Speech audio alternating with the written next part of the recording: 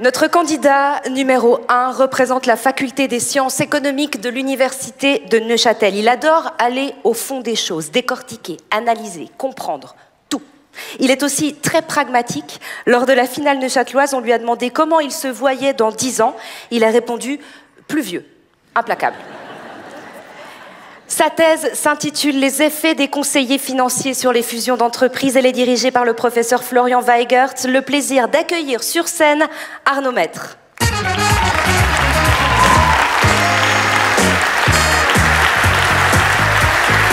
Bonsoir. Vous êtes prêt, Arnaud? On est prêt. Alors nous aussi, nous sommes prêts.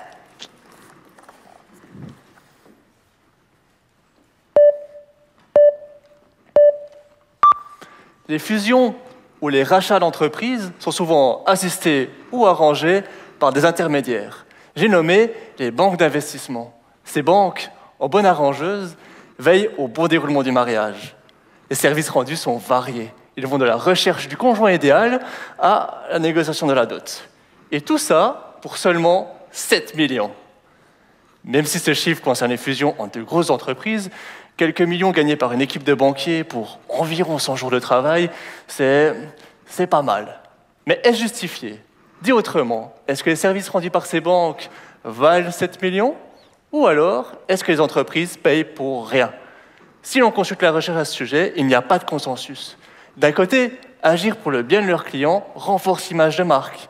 Mais suivre une telle stratégie nécessite plus de ressources et limite donc le nombre de clients qu'une banque peut avoir.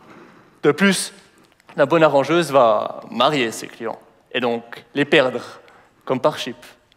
Mais alors, qu'en est-il du mauvais conseiller? Est-ce qu'il garde ses clients? Pas sûr. C'est pourquoi j'étudie dans ma thèse si l'entreprise tire en moyenne un bénéfice à engager des conseillers. Mais comment peut-on savoir ce que conseillent les conseillers? Une solution serait de demander directement aux banques et aux entreprises. Problème, comment peut-on garantir que les réponses recueillies soient bien honnêtes? Il n'y a qu'à voir en politique, les gens ne font pas toujours ce qu'ils disent. Et c'est là, mesdames et messieurs, qu'entre un outil ultime de la recherche économique, la paperasse. Parce que oui, grâce à la plus grande invention de notre monde kafkaïen, fliquer qui fait quoi quand devient facile.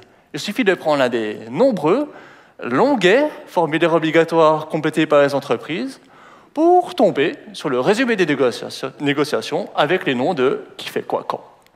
En pratique, comme mon échantillon comporte plusieurs milliers de fusions, j'ai codé un programme pour transformer ces données textuelles en données quantifiables, plus faciles à analyser. Alors, sachant tout cela, est-ce que les conseillers sont utiles? Oui, mais les résultats montrent qu'une plus grande participation des conseillers durant les négociations est en général liée avec des dots plus avantageuses.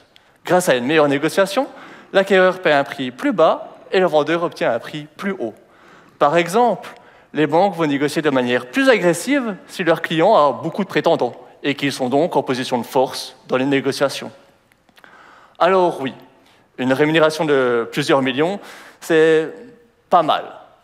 Après, quand les gains des négociations se chiffrent aussi en millions, tout est relatif.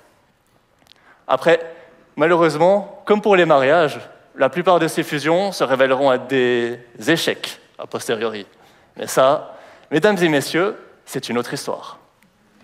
Bravo! Bravo, Arnaud Maître. Merci.